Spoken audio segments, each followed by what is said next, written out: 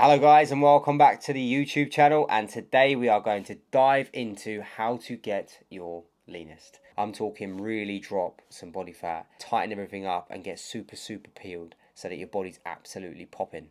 Now, I've gone through this process before. I've had many clients that have gone through this process before, so I want to come on and share some advice and give you my 3 top tips on how to do it. Now, number one is going to be your nutrition, and you really do have to dial in with your nutrition, and I mean fully lock in. You know, getting lean it's about losing obviously body fat, but you want to maintain as much muscle as possible. Certainly, if you've been in a period of time where you've been in a growing or a gaining phase. So every item of food that goes in your mouth, you need to think about.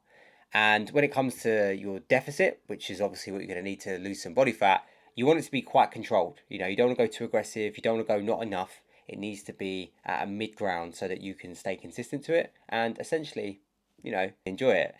Now, the best way to work all of this out is going to be find your maintenance calories, and you can do that online. There's macro calculators and calorie calculators online. They are a bit hit and miss, I would say. Taking a number off that site, any site, sticking to those numbers, those calories, and monitoring your weight obviously over 2-3 weeks.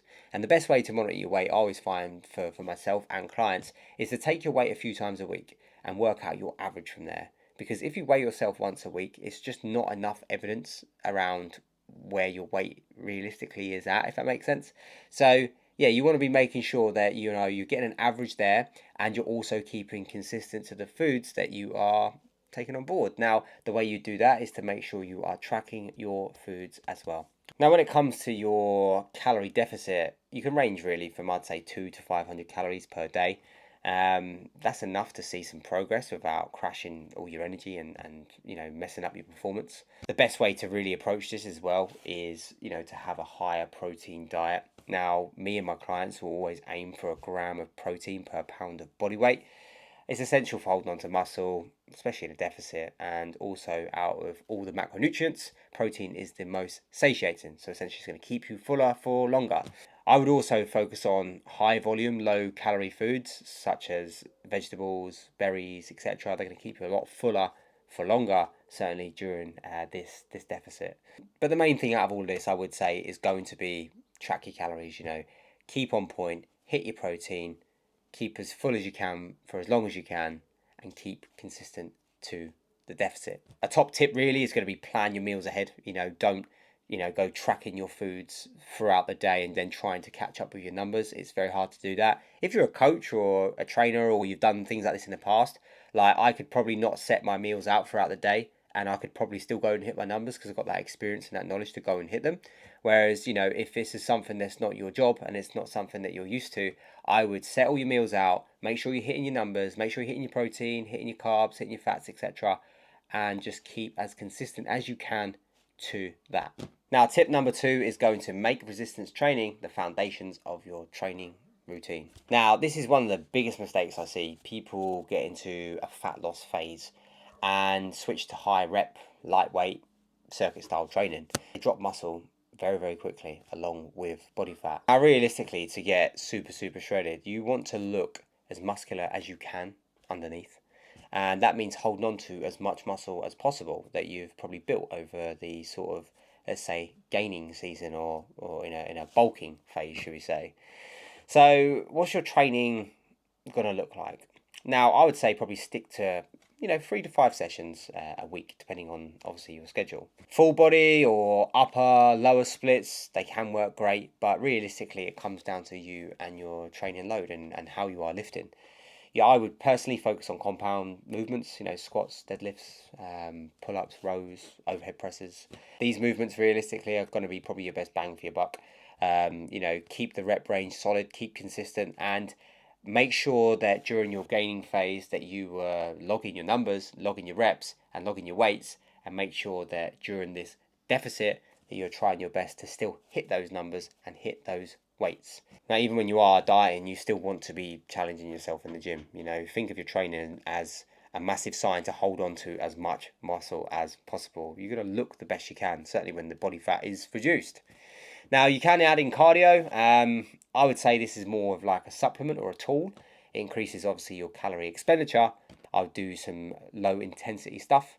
I would do maybe some just walking on a treadmill, zone 2 cardio, something like that. Nothing too stressful on the body. But resistance training is going to be crucial, certainly, while you are in a deficit. And again, you want to hang on to as much muscle that you've built pre your deficit to look the best you can, certainly once you have stripped some more body fat. Now, my third tip is going to be prioritize sleep and recovery.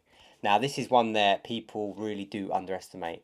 They hit their macros, they smash their workouts, they hit PBs, and then they go and sleep for 5 hours a night, and they wonder why they genuinely are stuck.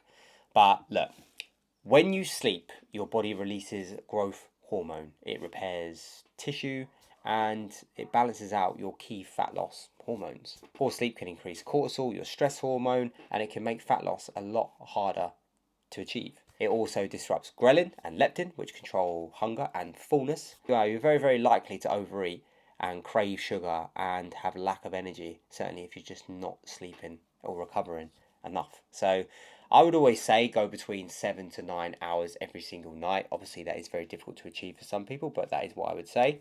I would stop the blue light exposure to TV, phones, things like that, before you're going to go to bed, just to help aid and support that recovery process. Also, what I would say to clients and suggest is not to have any caffeine after maybe midday, just because this is going to disrupt the flow of us trying to get some good quality sleep. But one thing I would give advice to is if you are cutting down and you're deciding between doing another cardio session or getting an extra hour of sleep, probably pick sleep.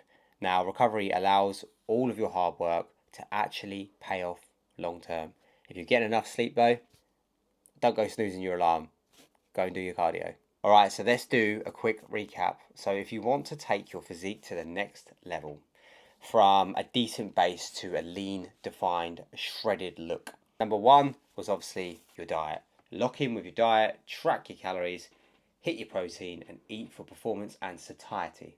Tip number two was train with resistance, lift heavy, focus on compound movements, and maintain as much muscle as possible. You don't want to go losing it. And number three is prioritize recovery and sleep. So these are my top 3 tips, and there's many coaches out there, many people out there that will have more advice and more tips. Obviously, you see so many different opinions, etc. online, but these are just my top 3 ones, and hopefully they help someone out.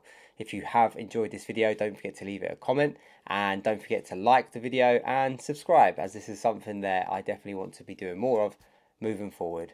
So thanks for watching, guys. Hopefully you enjoyed it, and if you want to follow along my personal stuff, go and follow my Instagram. I'll put it in the screen here, Mr. Tommy Old. Thanks for watching, and I'll see you guys in the next one.